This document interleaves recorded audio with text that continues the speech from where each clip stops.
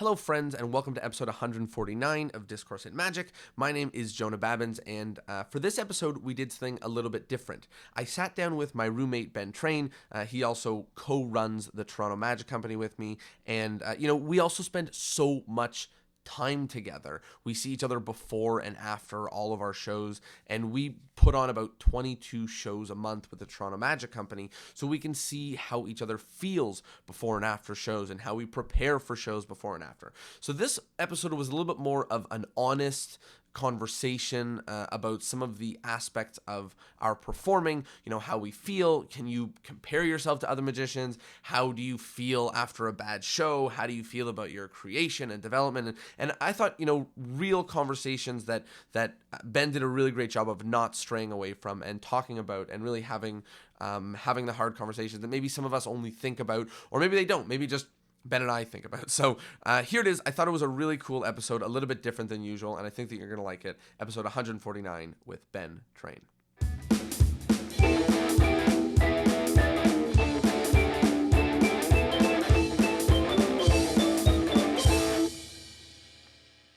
I am here with my roommate, co-founder of the Toronto Magic Company. I figured we were going to do something a little interesting, and instead of me preparing and giving him some questions in advance, I was going to hit him with some rapid-fire questions, some stuff that are things that we talk about around the house in our everyday magic life, and then maybe some of the other stuff. But before that, can you tell people who maybe haven't heard of you, what you've been up to at least recently? You can talk about your background, but maybe people didn't know the podcast. So what you've been up to recently in magic? What have I been up to recently in magic? Just trudging away, just doing as many shows as I can and working on my act. I'm producing shows along with Jonah and the Toronto Magic Company in Toronto. So we're just trying to get better at doing that and get more people out to the shows, get the production value up. So pretty much everything I'm doing magic-wise is performing related. Live, either public shows for other people in which I often perform, or my own shows, and sort of not doing any lecturing or much traveling right now, just doing that. And to put in perspective, we're doing with just the Toronto Magic Company, so this is just the public shows that we are producing and performing in, is 22 shows a month. That's the sort of number that we're working with right now. And I thought that would be an interesting backbone to a lot of what we talk about, because doing that many shows and that many performances, we have both the opportunity to get better faster than many people do, but also it's easier to sink into the laziness and not work so hard to make your magic better, because we have 22 scheduled shows a month, whether I'm good or not, and I know that you're in a similar boat. So I wanted to talk a little bit about that stuff. So let's talk a little bit first about what those shows are and maybe how you have been preparing for them and what they each mean. So the first is our Dave & Buster's shows, which we do 2 every Friday night and 2 every Saturday night. Our other show is the newest trick in the book, which is magicians doing brand new material. That's every Tuesday night. And then once a month is the Art of Magic, which is our big public Toronto Magic Company show where we bring in featured acts, and that's once a month. And that's 22 shows a month. And I think they each make us both feel a little bit different, in preparation for them and how we feel about them in terms of our clout and different things like that. So talk a little bit about each of them and maybe what some have that others don't, about how you feel specifically. My attitude towards the 3 shows is very different. The newest trick in the book is an open mic magic show. Its purpose is to provide magicians in the city with a platform to try out new material. New being a relative term, it could be something, a new trick they've never tried before, or a trick they've done before, but they have a new version of, or new presentation of, or new twist on, or it can just be someone who's never really gone up on stage. So anything they do is new to them. My preparation for those shows, I would love to say that, every week I'm coming with some brand new piece of magic to do. And the truth is, if I really was as serious about my craft and my work as I said I am, or pretend to be, I would have a new piece each week. Or would like to be. Yeah, or I would like to be. Yeah, I would. Ideally, we have this opportunity where I can go out and try a new piece each week, and I usually am doing some variation on a piece that I'm currently doing. And part of the reason for that is, even though I talk about developing new pieces a lot, the truth is that I view that show, my attitude towards that show is it's more a community project. So my thoughts. And when I'm putting my creative energies into it, it's how do we come up with new themes? How do we better involve people? How do we attract people who have never been on the lineup? How do we connect and make partnerships with different magic organizations so that we can get them out? And just to put in perspective, one of the conversations that we had very early in producing the show, which is a lesson that we both learned, is as the hosts, we were early on trying to do a whole whack of new material. And that all of a sudden became a problem because as a host, we could do 2 brand new tricks right off the top of the show. They would both go horribly wrong and it would be impossible to make the show start up. So we both decided early that, because we're the producers of the show and it's our show, we sort of have to, maybe the first trick that we do isn't new or it's new-ish, and we try to find a way to make sure that we're guaranteed good because this is a resource for other magicians to be able to fail. Yeah, so that was a practical decision. It's also a cop-out, obviously, to some extent. I mean, the idea behind this show is that we go on stage and we try new material. That's what we encourage all of our performers to do. And it's a practical and a pragmatic sort of approach to say we're going to do a piece we've done before. That way we know we're going to have a sort of guaranteed response or it's going to work. And then we aim to do a new piece. Sometimes we don't always do the new piece. And then, and then we sort of, I know both you and I lament when we don't do a new piece on the show because we blew an opportunity. You had a great interview with Harrison Greenbaum. It's one of my favorite ones you've ever done. And he uses the phrase, take a hammer and break things. You got to break things. You go on stage, it's an opportunity to break apart the trick you're doing, break apart this thing and rebuild it better. And when you go on stage and you don't break apart the trick because you're just using the same lines you've always used and you're doing it sort of in autopilot and you're not really thinking about how you could have made it better, you didn't make use of that opportunity. And it's sort of a waste, especially in a show where sometimes we don't get a big turnout or there's no money involved. It's like, what else is the point? It's there because we're trying to get better. Yeah. It's our homework and we're not. So one question about it to potentially challenge and I do agree with you. And no matter how much work we put in, which is usually less than I would like, I always feel that I could have put in more into the show. But one of the things that I think about is we're talking about trying brand new effects. And I compare that to something that I was reading in a recent book with Eugene Berger. And a piece of advice that he said was, as soon as you think your trick is ready, give it a month.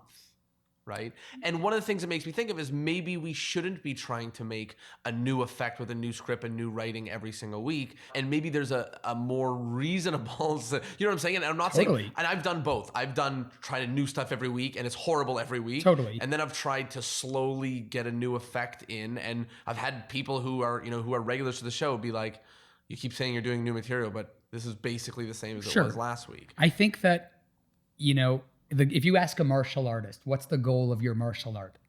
The good ones always say, so that I never have to fight, right? Mm-hmm. You become a martial artist so that you can avoid these situations and you can deflate confrontation, but also address it. The goal is never to fight.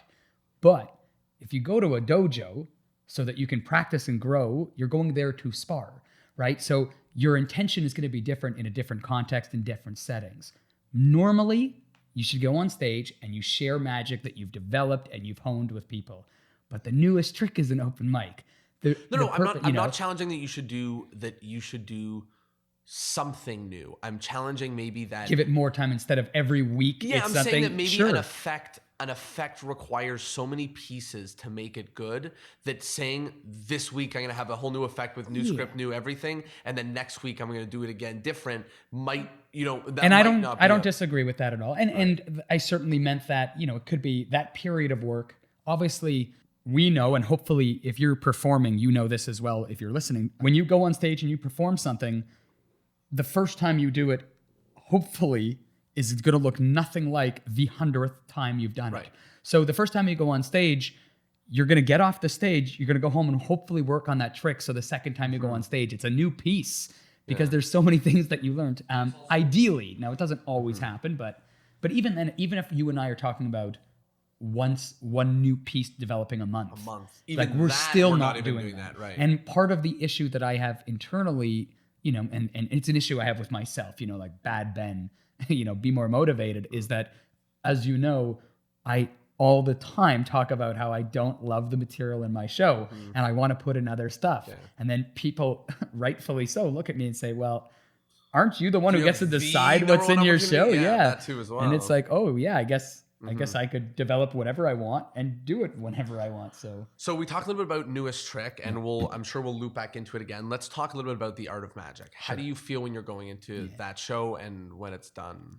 So newest trick in the book is my approach to that is it's about the community and those people. Art of magic, my approach is I'm trying to put on a show that's going to put magic or cast magic in a good light. So I'm not thinking about how do we make this as much fun for the people on the lineup as possible. Again, that the newest trick is sort of catering to the performers more than anybody else.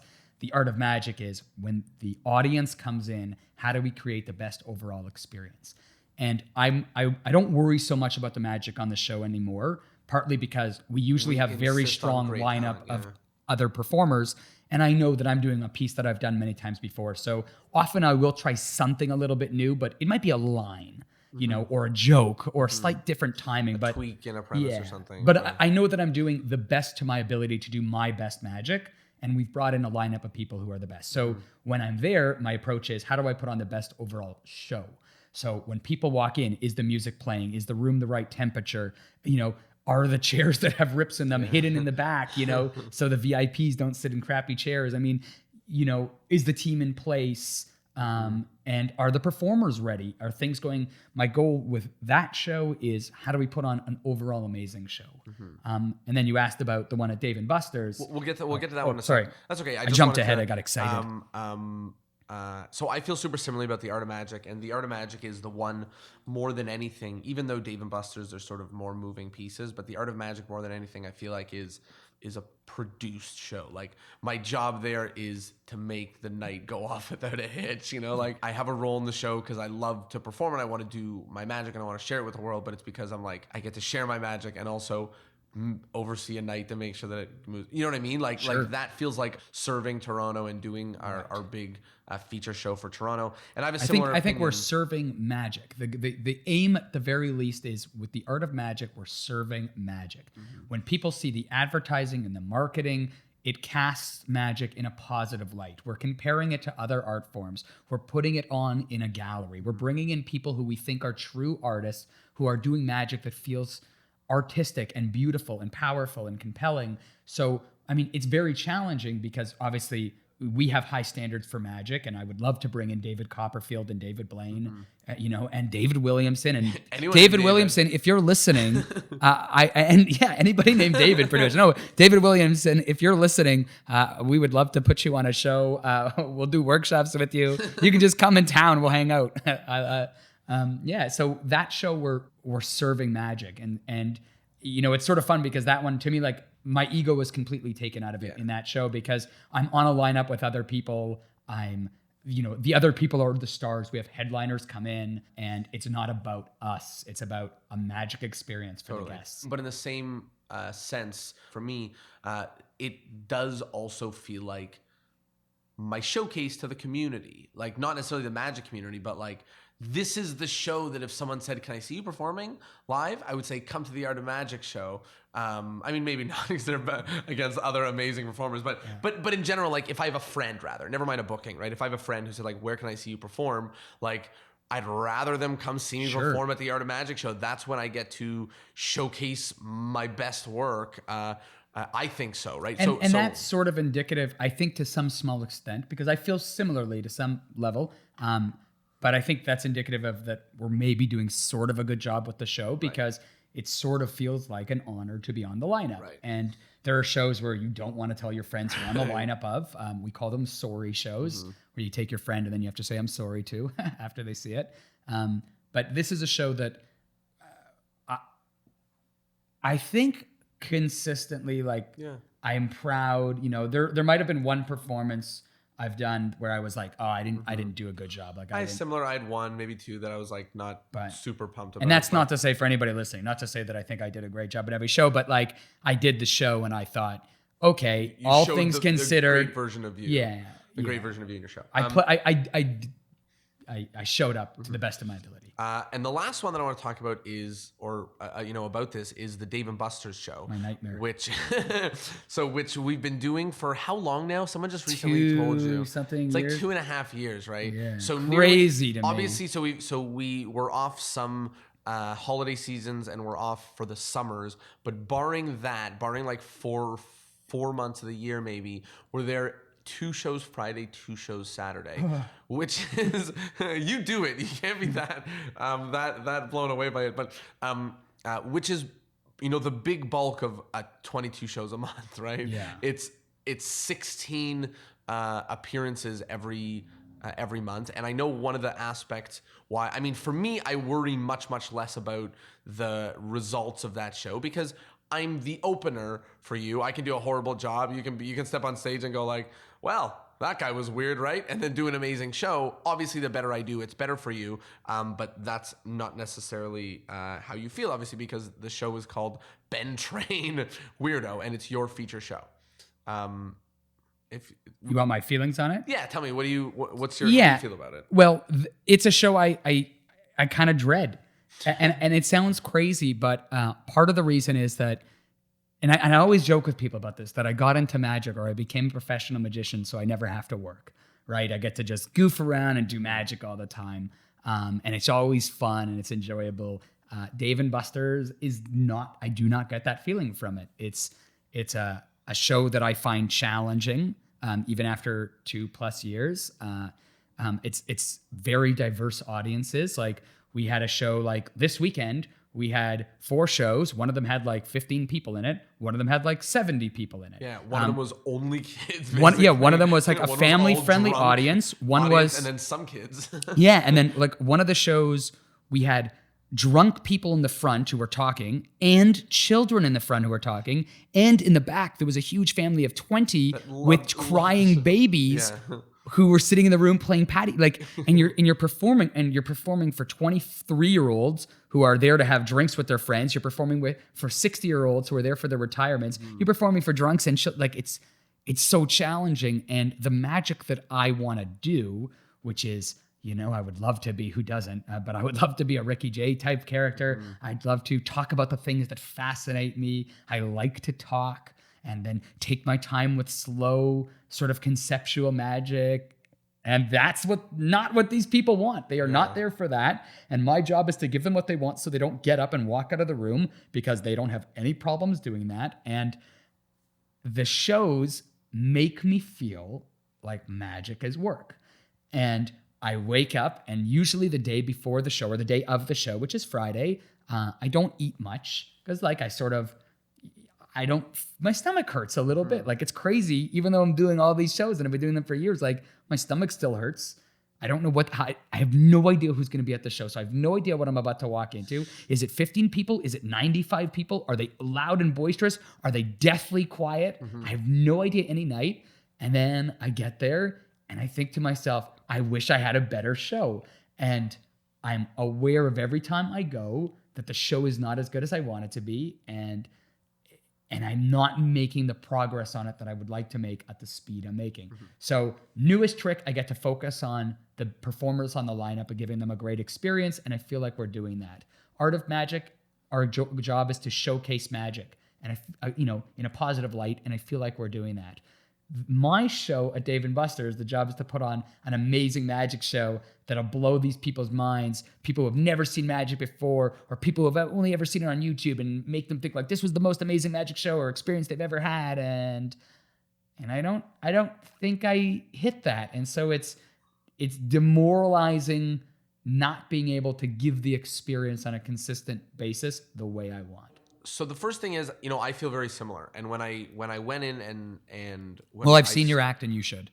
So when I started opening for you at the beginning, thankfully when we started, Dave Curran, who was and still sort of is producing the shows, are helping us. He told me, don't open with any mentalism, because there was other mentalists and hypnotists being headline on the show, Dave and yourself and Sentimentalist, and I created some magic for the show that was not Not good. Not good. That's true. But I was gonna say it was not mentalism, but really it was made for Dave and Buster's. Every time I wrote another line to like the balloon swallow or to the like, I played it up to Dave and Buster's. So much so that the realization that I had earlier this year was that I'm this character that I don't necessarily want to be because I've been learning how to get Dave and Buster's on my side, right? And I think that's part of the question here, which is, do you feel that?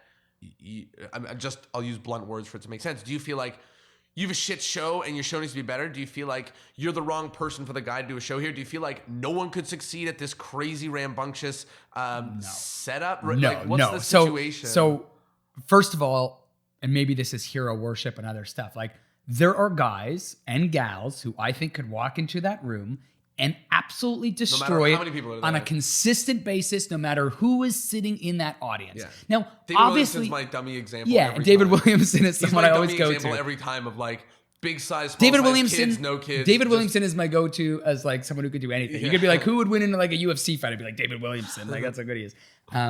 Yeah, I mean, I think, and look, obviously, I understand that there are people like, no matter how wonderful a comedian is, like Jerry Seinfeld could be on stage doing a material, and if there's a guy in the audience who is so drunk he can't hear a word that he's saying, he's not going to appreciate. And Jerry. also, Jerry Seinfeld could be doing a material at a show that people aren't there to go see Jerry Seinfeld, right? Like, there's right, and or people like, of course, I'm not saying that every single person is going to kill, but I mean, like, there are people that I would confidently say are going to walk into that room, and 99.9% of the time are gonna be great, are going to be able to do stuff. So I definitely do not think that it's an environment that someone good can't kill, which then leads to me thinking, well, then it has to be me, right? It has to be a combination of me and my show.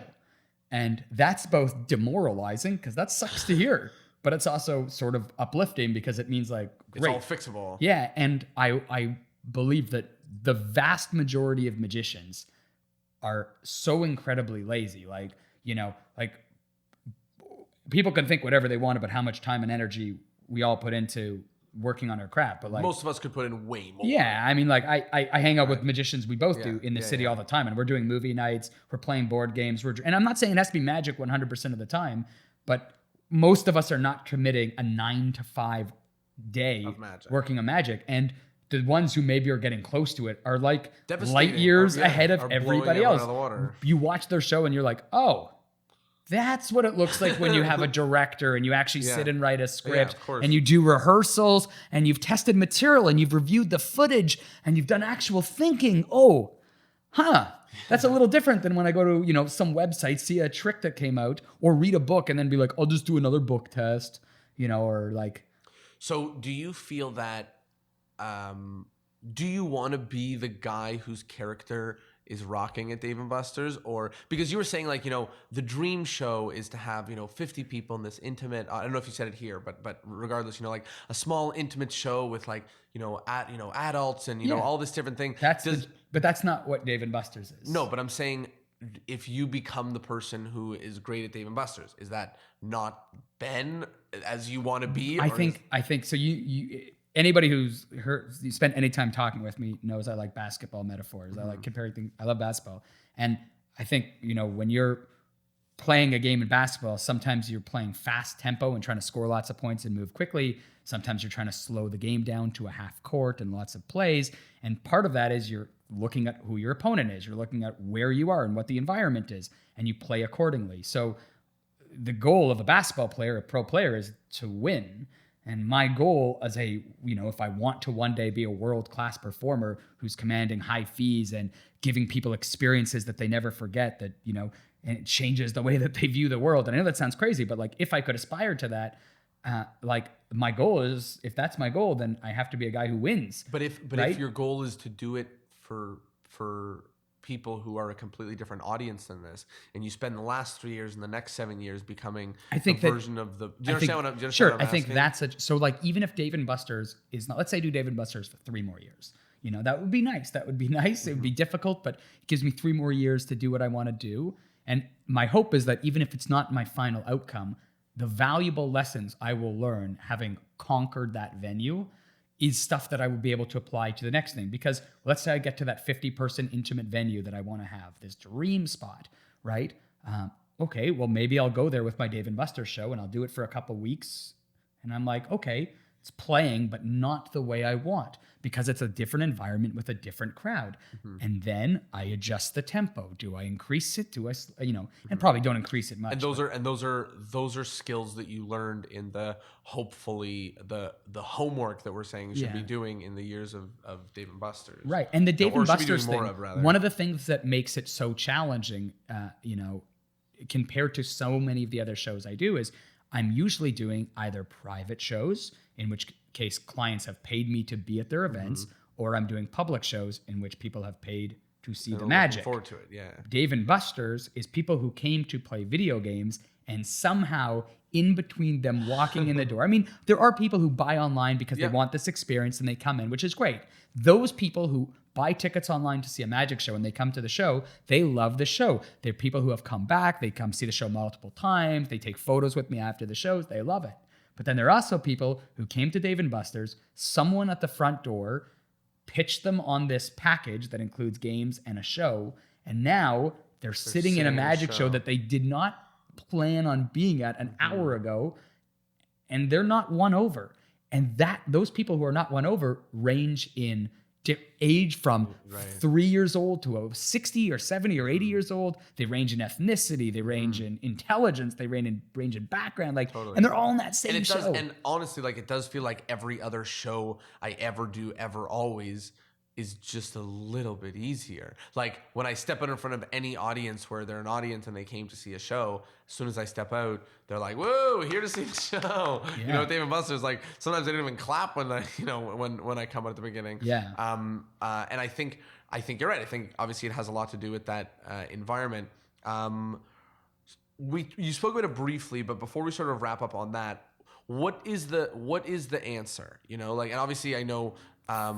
For what? The answer to what? What is the answer for being, in a situation like that? Is the answer to say just need to develop way more material and be way better? Is the answer I need to figure out a way to, just connect with these people better? The material's fine. I'm just not reaching them in the way, what, or is it all of it? It's all of it. It's all of it. Yeah. I mean, you part of being better, that whatever that means, whatever that metric is, measuring being better, I watch footage of myself and it's horrifying, right? And and I'm sure of course. I'm sure there's a period in time where one day it won't be, and I do see improvements. Usually I only see improvements if I'm regularly reviewing footage. If I do not review footage on a regular basis, a month or 2 months go by, and then habits. I pop in and then I go, oh, I'm literally back to where I was 5 months ago, because you fall back. But the answer to it is you got to get better. You got to be a better performer. You got to pick better material. You got to find more ways to connect. I mean, there's countless books on how to connect with human beings. Shout out to Brian Keith Miller's new book. What's it called? 3 New People. Oh, it's fantastic. We both read it, and it's really had an impact on how I'm connecting and interacting with people. But, I go on stage, and you and I have talked about this. For me right now, where I am presently, the biggest thing I find that affects the quality or impact of my shows is the genuineness of the connection I have with the audience. And what I mean is, I feel like a vast majority of time, if the thing that determines whether the show went well or not is whether or not I sounded like I was reading a script. When I'm on stage and the audience feels that I'm, saying stuff, and someone says something to me, and it's like, even if I respond or not, people can tell when you're like, okay, quick response back to the thing I was saying, versus oh, okay, we're having a conversation. And not to say a magic show needs to be a conversation, because most aren't. You're on stage. It needs to feel live. It needs to feel live. It needs to feel in the moment. It needs to feel, if I'm reading somebody's mind on stage or claiming to, it has to feel like I'm there with them reading their mind. Not like I forced an image that I'm going to reveal regardless of who was on stage or not. And, that being said, of course, after I go home, now my thought is, how do I fix the material? Right. So, it's everything. I mean, it's got to be everything. Okay, so let's change gears a little bit, and instead of talking about how, but a little bit more about what. So one of the things that is is apparent if anyone's listening to this or spends time with at least us before and after shows, you know, the success of a show affects a lot about how we talk and how we feel about ourselves and for that night and the day after. And you know, there was a clip, I don't remember who it was, you'll probably remember, maybe it was Anthony Jeselnik, and the clip is him being like, it's always crazy when you have a joke that you know is funny and it's actually funny, the audience isn't laughing at it, you're like, fuck you guys, or whatever, you know, whatever Anthony it was. Jeselnik. Yeah, whatever it was that he was saying. But even in that clip, you can see how angry he was at it. And, you know, we get angry about it as well. So my question is, how much, or I'll say the way that I wrote it down, how is your emotion and mood and self-worth wrapped up in your performing? And also, should it be? Like, if this is our job title and this is what we do and we suck shit, like, should we feel bad and work harder, you know, or you understand what I'm asking? I mean, you're getting into sort of a deep philosophical questions about, you know, how determining like self-identity and self-worth and things. I mean, so first let's talk about the way that it is right now. So, and you know, for you and what, how I feel? How do you feel before, not forget the philosophy or just the honest truth? The honest truth. If a show's good, do you feel good? If a show's bad, Yeah, I feel feel like bad? shit. If a show goes bad, I feel like shit. Of course. For how long? Forever. Like, Oh, really? No, forever. Like it's, I think that it's like, it, you know, it They sticks stack. with you. Yeah, it sticks with you. And like, you know, listen, I there are wins. I have wins all the time and I have losses all the time and they both pile up.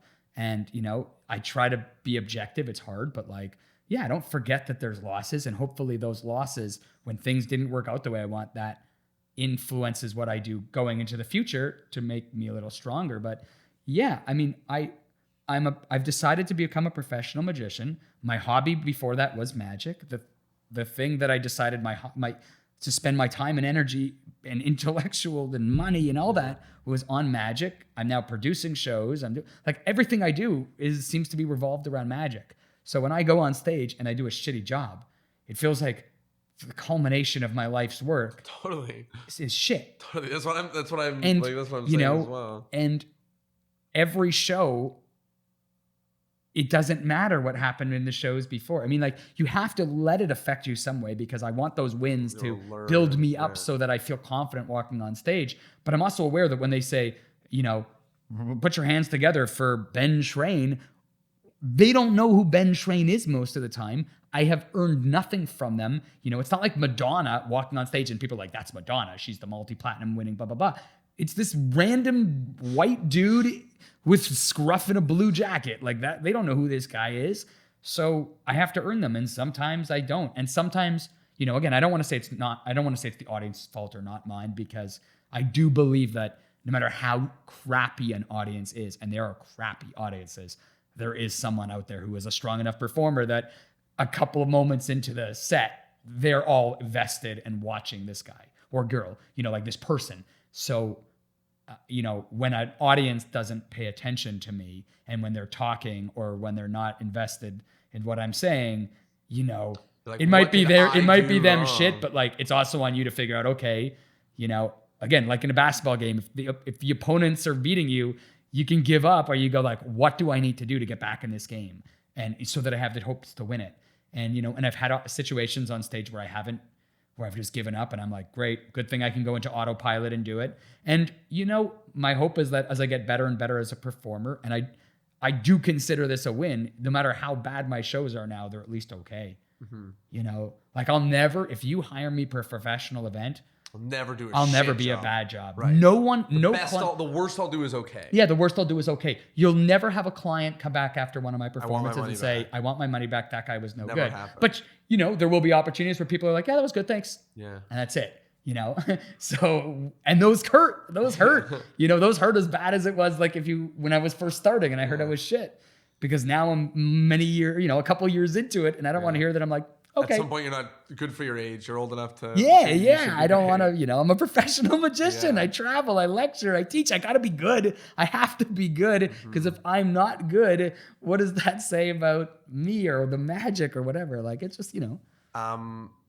Do you think other people feel this way? Of course. Is this? I think every human, or the vast majority of people on the planet, feel that way. I mean, that's why you have philosophical doctrines and you have Buddhist, Taoisms and all these things about people trying to confront the disconnect between self-worth and, self. You started seeing existential crises with this rise of industrial revolution where people are further and further removed from, the end product or the end thing they're producing, and they feel like they're losing worth. Like human beings, we measure lots of things by the consequences, and part of the worth of a person is the culmination of the consequences and effects of their actions and their things. So, if I meet two people and someone asks me like, I don't want to say better person because that's a weird phrase. Who do you like more? Yeah, who's more interesting or who's whatever. Like if one person is a nice guy and the other person is a nice guy who plays guitar, who served in the army, who got a law degree, who volunteers his time at a soup, you start adding up these things. You're like, well, this guy's clearly more interesting. They're more well-rounded. Yeah. And yeah, it's hard to, if someone is a magician and their hobby is magic and their job is magic and their things are magic, then you sort of are going to tithe who they are and their value as a whatever it is with a magician. Mm-hmm. And I think we do it sort of intuitively. I know it's a horrible way to think, but like we've all had moments where we've seen somebody and you think like this guy's a failure because they're not good at whatever it is that they're doing. That they do. And you like, and it doesn't mean they're a failure. Like what a terrible snap judgment to make, but sometimes we make them. Okay. So on the note of, you see someone else and they're awful, we often talk about the plight of the artist, right? Which is that as you get better, you always hate your material. You always look back and you go, oh, I was so bad. Now I'm just bad, but I was so bad. Yeah. And that sort of thing. So one of the questions that I'm always thinking about is when you're like down on yourself for doing a show, or down on yourself about your material, is it the plight of the artist, or can we just really be so much better? Oh, no. Oh, I can answer that easily. If you're listening to the podcast, the reason you feel bad about your art is you're shit. Seriously, that we're all probably shit. The collection of us that isn't shit is so small that if you're learning as an artist, if you're growing, this plight of the artist, this, very simply, the idea is sort of you as an artist, you aspire to make art, or you have to make art. You make art, so as you make these things, you learn about your craft, you learn about what you're doing. So by the end of the project, once you've completed it, you've learned more and you know more than when you first started, which means you're able to look back at the project and go, there's things I would have done differently. So the next time you do a project, you apply those. And as you apply those, you finish the project, but you've learned new things. So every time you finish a project, you are able to look backwards and go, it's not as good as I wish it could have been. And you'll always do that. That's fine. You're growing, right? That's what it means. And the reason that you're looking back and you're thinking, this was shit, is that it was shit. It's going to be shit for a long time. We're going to be making shit for a long time. I don't know. To use a David Williamson again, like, I don't know. Does he look at Rocky Raccoon and he's like, okay, I fucking nailed that. Like, we hope, because most of us will look at it and we go like, right? But he might be lying in bed with a sore stomach before he goes on his, show for 3,000, or maybe not. Matt right? King, does Matt King? I don't know. No way. There's no way. But you don't know. Does Penn and Teller, like, these guys are artists because listen, I've seen David Williamson live a few times, and yeah, Rocky Raccoon is pretty much Rocky Raccoon. But every single time he's done it, he's used different jokes. Yeah. There's been different moments. Like, now maybe he's just so good and he's so funny. No, he could just have a huge stockpile of them, and we know he's so funny and so good, but he could just have a good stockpile of different moments, which I'm sure he does. He could also just be really good at improvising, which I'm sure he is. But like, that's a guy that we're talking about it being as a master, doing a trick that he's done for 30 years that we look at as a masterpiece, and it's changing when he's doing it. So like, same with like a Matt King. Like, it's not like they became great and now like 20 years later, they're not growing. So like, if they're growing, like, do they look back at earlier work? Does Matt King look at himself 10 years ago? I'm sure. Which was still great. He was still Matt King. Yeah. And does he look back and go like, oh God? And does he look back at last month's show, or like, I don't know. Or is there a critical mass? Yeah, I don't know. So like, do other people feel it? Yeah, the majority of us do.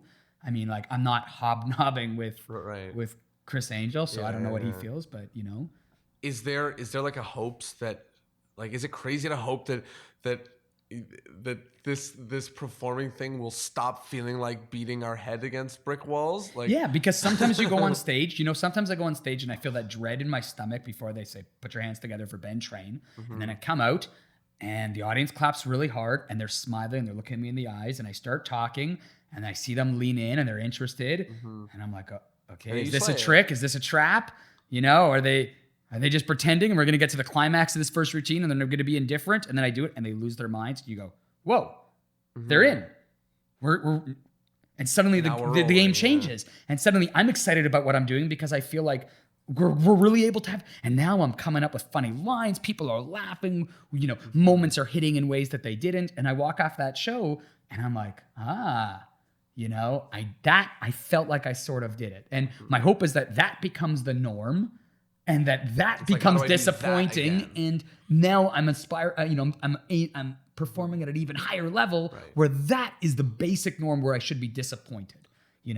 Like at my best, average, right? I'm not as good as like Williamson at his worst. Like that's the way I think. Right. And I know that people talk about the danger of comparing yourself to other people, but like, why would I not want to? When I play basketball, I want to be Michael Jordan.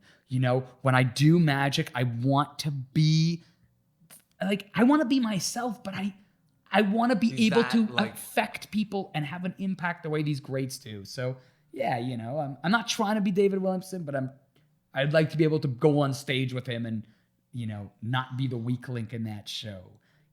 Like how great would it be how great would it be if you were strong enough that you could close any show no matter who's on it, and there are guys who can, that you could sort of interchange the top 10 guys in the world. And depending on who goes on last, that's great. They can close the show,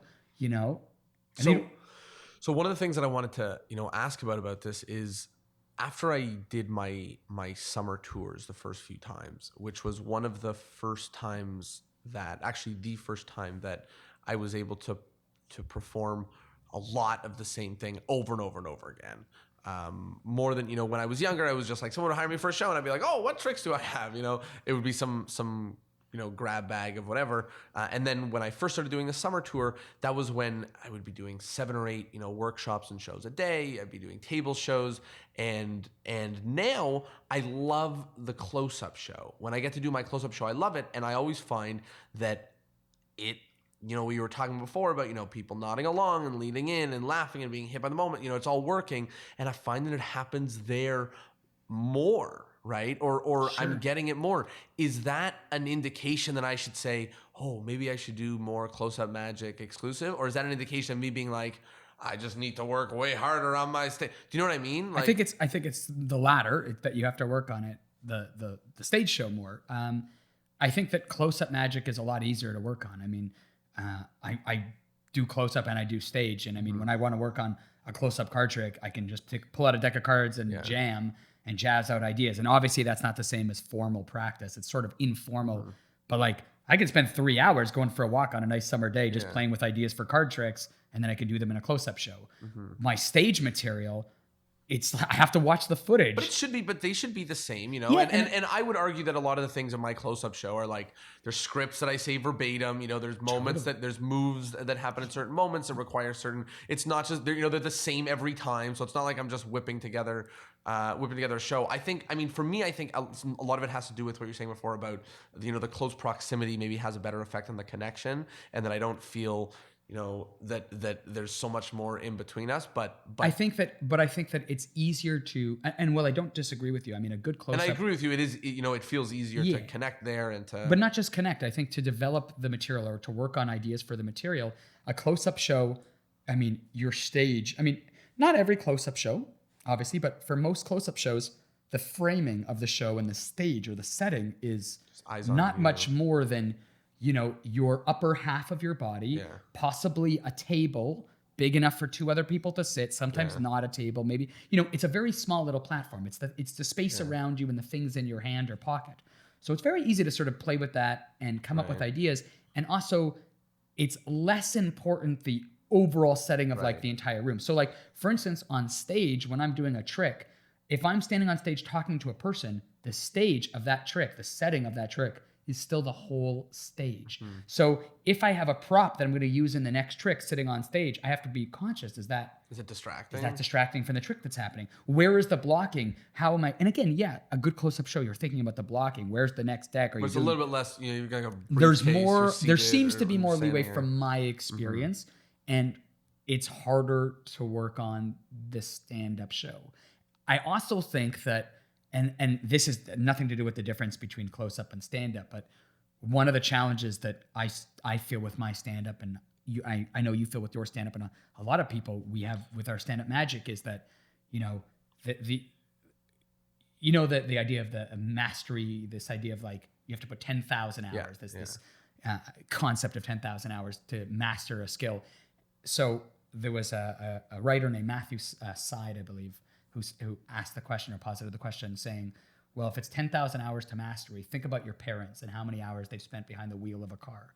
10, 20, maybe even 30,000 hours. Are they masters? So is it safe to say that they are masters? And of course, to the do answer it. is no, because they are not able to drive the car 250 kilometers or miles an hour. They are still getting accidents. They still getting accident. What happened is they progressed to a certain level, and then once they were comfortable enough on that level that they could continue functioning adequately enough for them to go through life, they stopped progressing. They stopped learning and trying to develop. And I know with the stand-up magic, and this has nothing to do with the close-up difference, but I feel like with our stand-up magic a lot, it's we go on stage, can we get this thing to work? Once it starts working, the progress slows, and like I know there's a lot of times we're going on stage and doing that material over and over and over again, even though by our own admittance, it needs to be improved.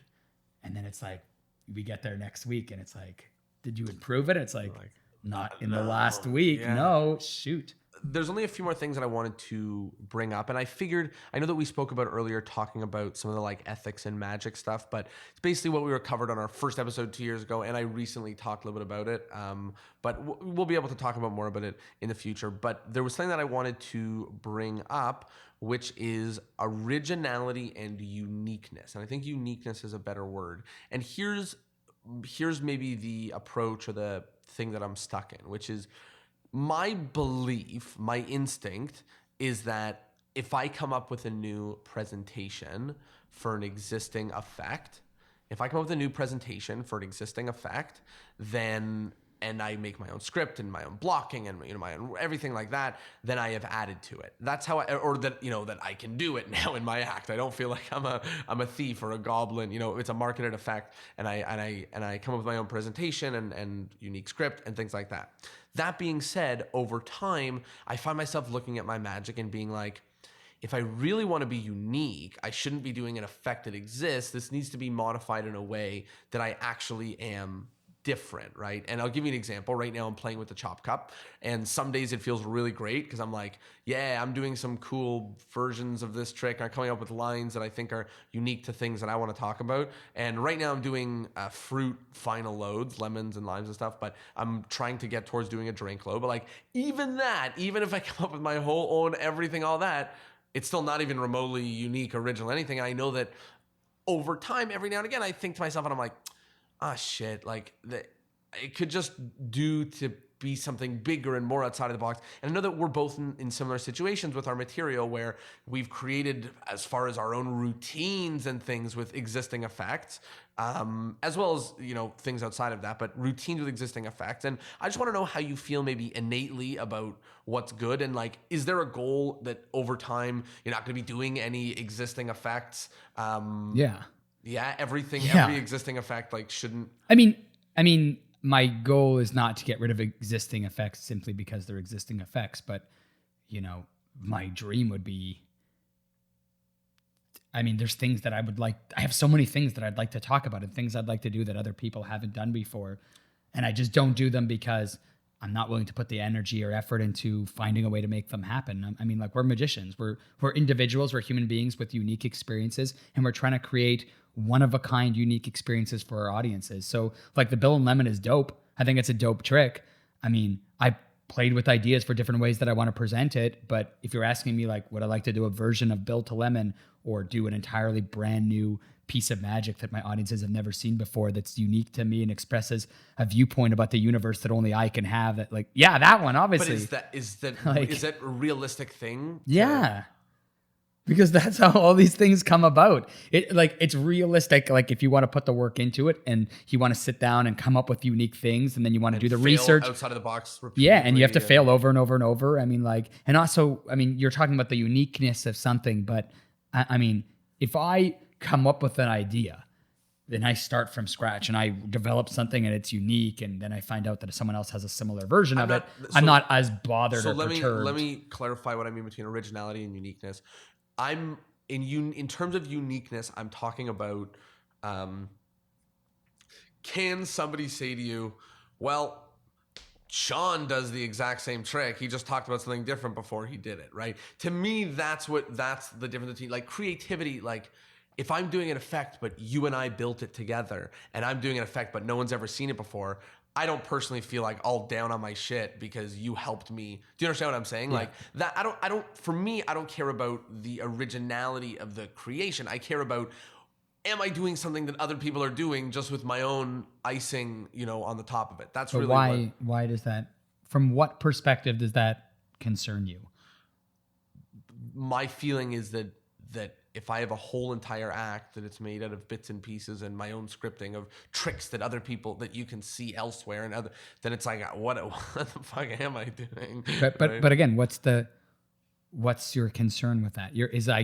Are you concerned that potential bookers will see you and not want to hire because you're unique? Are you concerned that what am I putting into the world? Like, what did I like? Sure. I just wrote lines to existing tricks and do them to the best of my ability.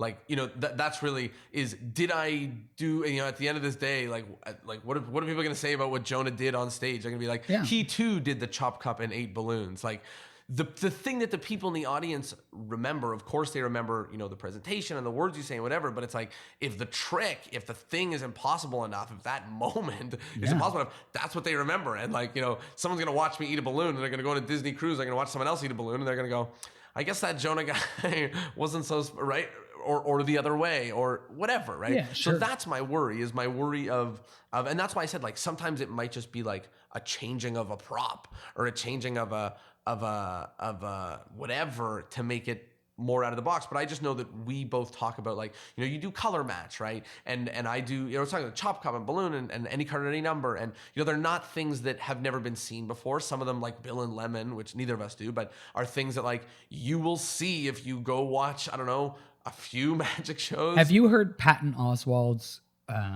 routine about magicians? I must have. I think he has more than one, but he has the one that stands out in my mind is he's telling a story about being on a comedy show with a magician, and he was supposed to he was the opening act, and Patton Oswalt was supposed to get $25, and the magician was closing, and he was supposed to get $75. And then he tells this whole funny bit about them getting shortchanged and the magician going crazy.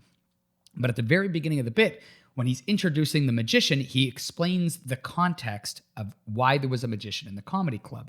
And he explains that in the 80s, all these people, and I can't remember his exact phrasing, but all these people discovered that you could buy these shitty tricks, go on stage, use the same jokes, and people would pay you lots of money. Mm-hmm. It's true, right? You ask me why I'm doing color match.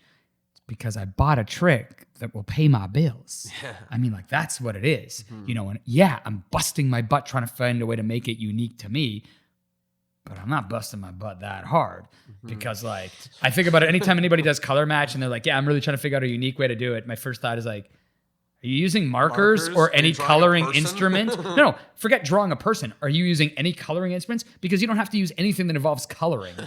So, like, if you're using coloring, you're probably already not thinking that hard about it. To things that exist by a landslide. Yeah, so, like, I don't know. I think for me personally, the problem I have, and you sort of articulated it, is that, here I am, and I'm born as privileged as most people can get. I'm in a first world country with a disposable income, access to magicians and venues and client, like all these things that are working in my favor. Yeah, I have a venues and that I can perform, like all these things working in my favor. And then I'm like, what am I doing with it? And it's like, damn, not that much, And so, it's just, thinking about like I'm writing a new show and you ask me like, are you waking up every day sitting at your typewriter at 9 a.m. and forcing yourself to write till 4 p.m.? And I would laugh out loud and I'd say like, of course not.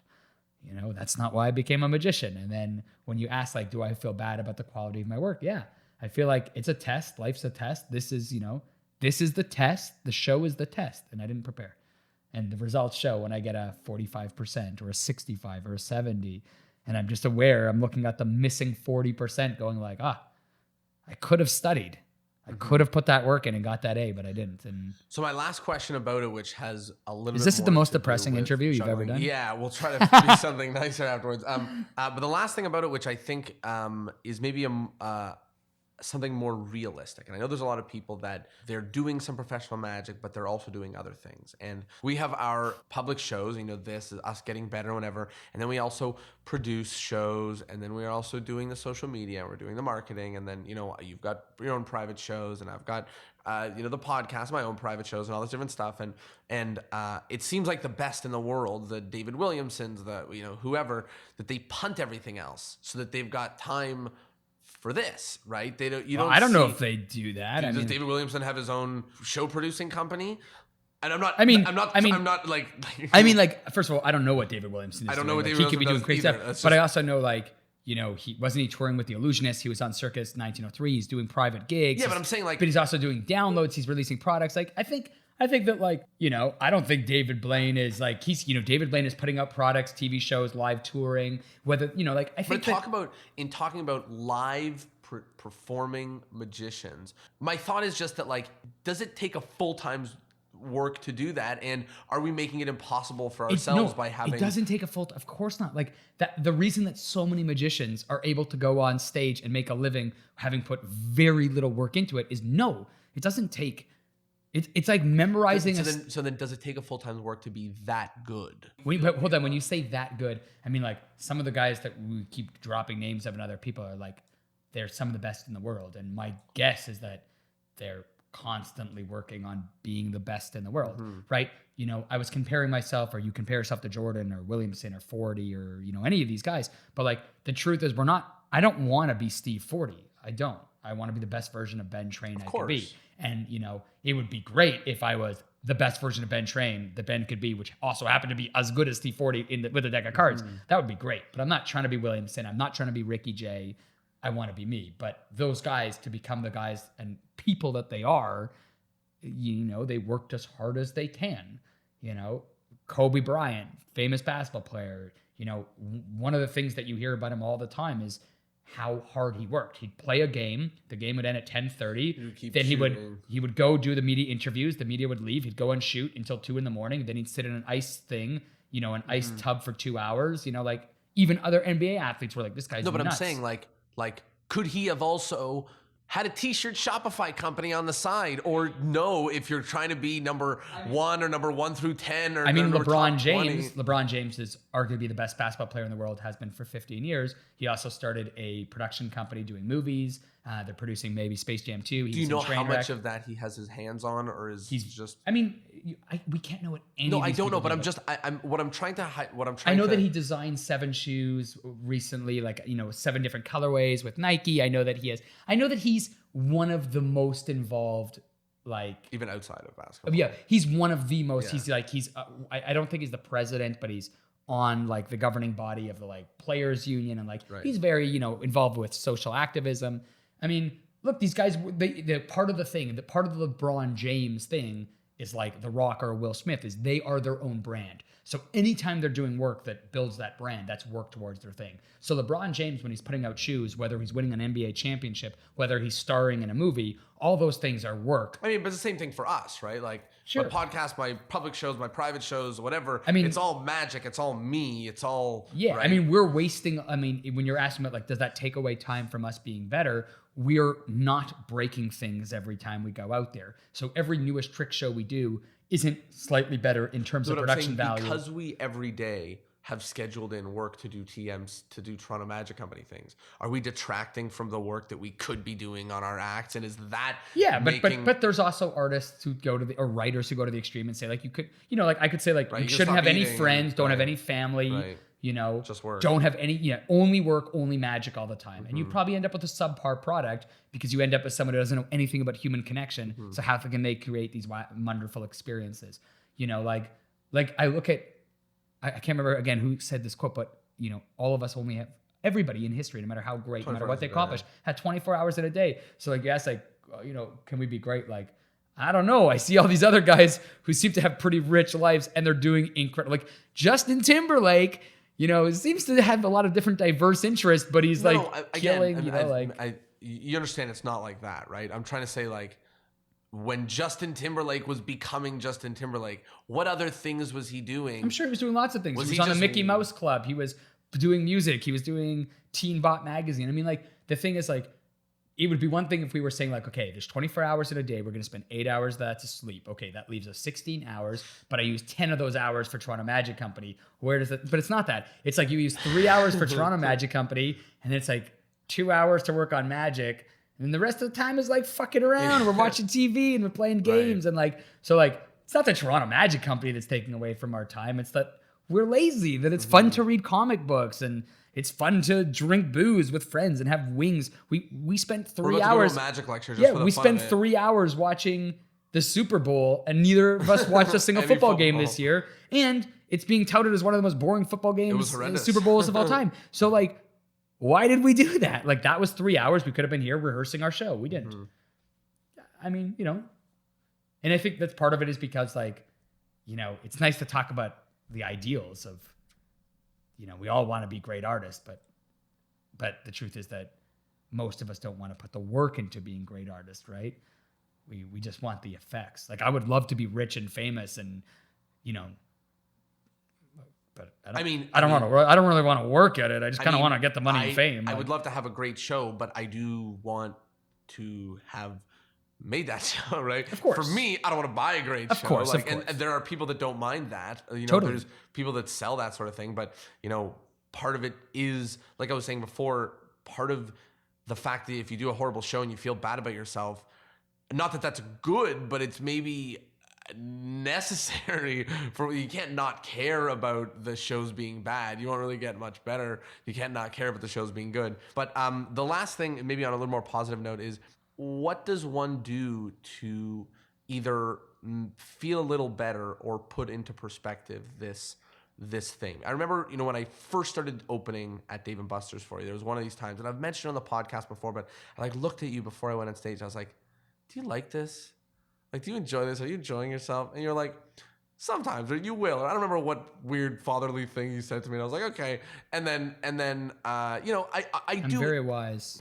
And then I do, handsome and wise. I do enjoy it, and I enjoy it more. And even despite the fact that if I have 2 bad shows Friday and 2 bad shows Saturday, I don't really feel good again until I don't know the next good show, maybe, I don't know, or never. Who knows, right? Like, although I do feel that way, there is a silver lining that you're getting better, and also that, this is what we get to do. So what's the silver lining that, this doesn't feel like you're just beating your head against the wall because it feels so good when you stop? I mean, I wouldn't describe the positives as a silver lining. I think that it's like, I don't have a good analogy or metaphor, but like, it's more than a silver lining. I mean, it's the full out sun, right? There's tons of positives. That's why people do it. I get down on myself when the show doesn't go well, but that's a negative, but then I go home and I think about, first of all, I'm nervous before the show, but then as soon as the show is over, no matter how bad it went, I feel relief. For sure. I feel much better. It's like the flu suddenly disappeared from my body. Yeah. And I should also say, I don't get that nervous before every single show, but no matter what happens, when the show is over,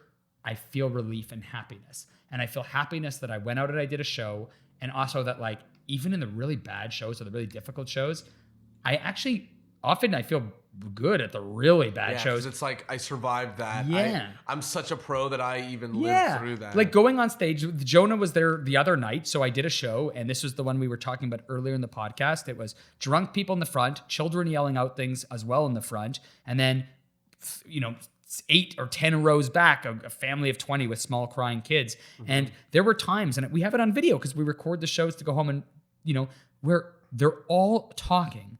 And I don't mean there's a table or two talking. I mean, people are talking, and I'm on stage, and I'm doing my damnedest to try to get them to pay attention to what's going on, and it's just a nightmare. Mm-hmm. And then I got off stage, and I thought to myself, cool, 2 years ago, Like I would have finished the show 20 minutes early because I would have tore through material, because I wouldn't have known how to respond to stuff. I would have lost them on square one and never gotten them back. I wouldn't have been able to close the show successfully, you know, like, but I did. I managed to get them back at different points. And actually, I watched the footage and I sent it in to somebody for to review for a project.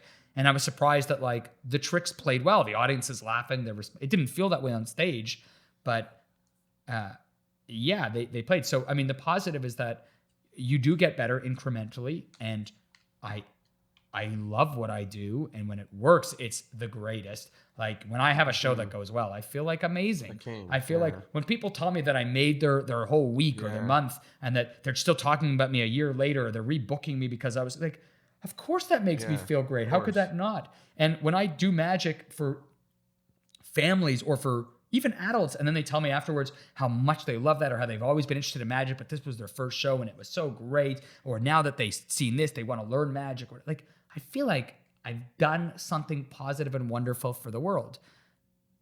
There are negatives, of course, but those negatives are learning blocks, you know?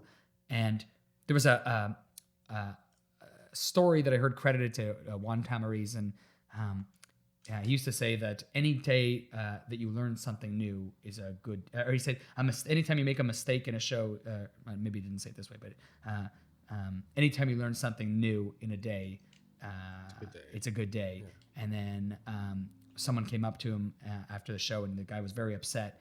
And Juan said, "Why are you so upset?" And he said, "Oh, I made 3 mistakes in the show." And then Juan said, "Oh, what a lucky guy. You learned 3 new things today." You know, so I get off stage, and it's, you know, like we were saying before, that no matter how good you are, nobody cares before you walk out. They don't know who you are. That works the opposite way too. No matter how much you bomb the night before, you get to kill when you walk on the stage the next night. No matter how bad you screwed up, you get to kill. And that's, you know? And that's the evening balance of not, you know, the way I say it now is, you know, that's the sort of evening balance of the 22 shows a month, but really what it means to say is that's the evening balance of being a professional magician, is you get to do it again tomorrow, and you get to do it again the next day. And also, I mean, you asked about the silver lining. I mean, some of the biggest negatives that we've been talking about in this podcast is feeling bad because we don't feel like we're producing enough great magic. The great thing is there's literally nobody on the planet, not a single person, not a single entity. I mean, nobody worth mentioning that is trying to stop you from creating the magic that you want to create. Yeah. So like, it's the greatest problem in the world to have. Where it's just like, all in my own hands. Yeah, like imagine if you wanted to, you're like, you ask somebody, what do you want to do with your life? And they're like, I just want to play video games. You're like, oh yeah, but how are you going to do that? They're like, oh, I don't know. Someone's willing to pay me $100,000 to play video games. And you just look at them, you're like, well, it sounds like you don't have a problem. Yeah. Just play the video games. You're done. You're golden. Like, what's the issue? If your issue with magic is that you're worried that you're not being original enough, or that you feel shitty because you're not creating enough good magic, like, great. Just do it. Like, that's, you know, and I know it's easier said than done, but that's because most of us are lazy. It's because it's hard work. You know, it's hard work to sit at a desk and write out ideas, or to think about things and try to be honest and try to look at things that don't make sense and find, like, yeah. And to watch yourself suck over and over again. Oh, yeah, it's painful. It's painful to, you know, it's painful to do a good show and feel great and feel like I looked good on stage. I looked confident. I was funny. I spoke with like a compelling voice and a good pace. And then I watched the footage and I'm like, oh, I was talking so fast like this that nobody could hear what I was saying. And I was moving back and forth with my back to the audience, and the tricks didn't work. Like, you know, sometimes even you have a great show. The other night I had a great show, and all I could think to myself was, that was great. I have no idea why.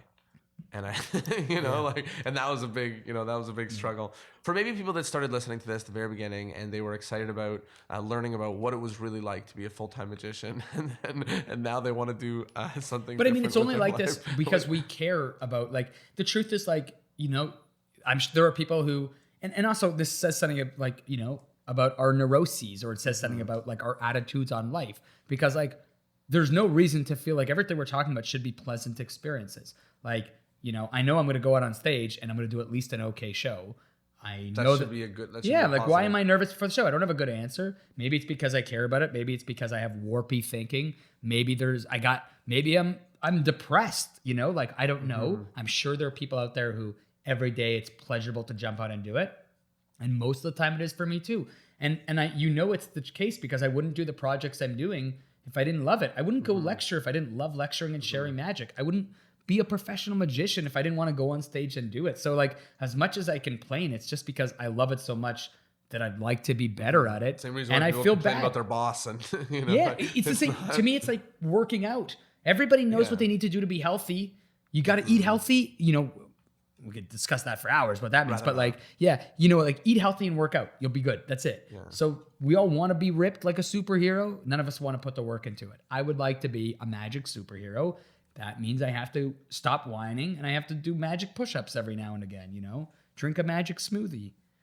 I think that was it. I think that was really informative. It was sort of, it was what I was looking for in this episode. Everybody's going to unsubscribe and quit magic after they hear this. Like, this is the worst hobby. Obviously still more fun than heroin. Don't worry, guys. Obviously, I didn't foresee this being so sad.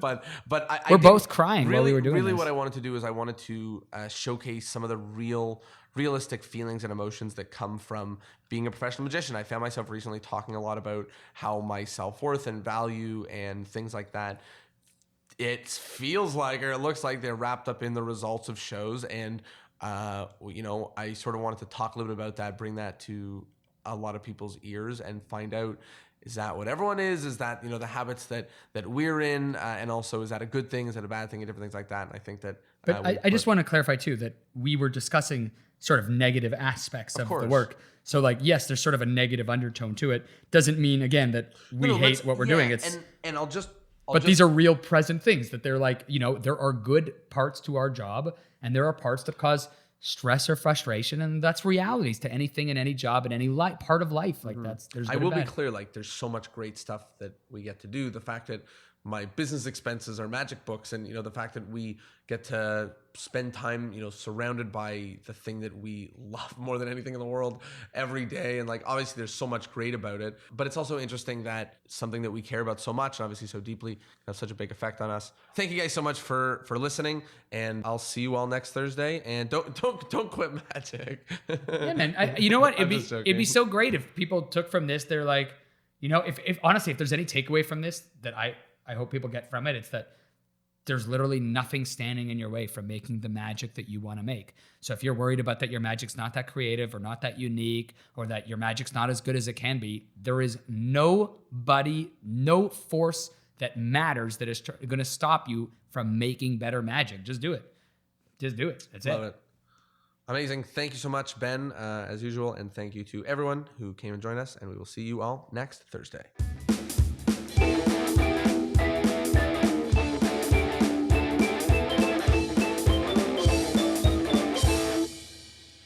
Well, there you go. Thank you so much for joining us for episode 149. I hope that, it was interesting, and I hope that you learned something. And I know near the end there, it got a little bit sad and a little bit, depressing maybe. But don't. I want you to think about the real highlight of the episode, which is that we have it within our grasp. We have it within our grasp to be better at magic. Every resource, every book, we've got shelves full. You've got YouTubes full. You can contact magicians. You can, there's just unlimited ways to learn right now. You can do it on a budget. You can do it. You want to spend all the money in the world. There's unlimited ways to do it. And it is totally within our grasp to become better. And so little of the time does that mean buying new magic. It often means figuring out how to work on your magic and how to be better. So it's totally within your grasp, and I hope that's the thing that you take from the episode. And thanks so much for being here, and I will see you in episode 150.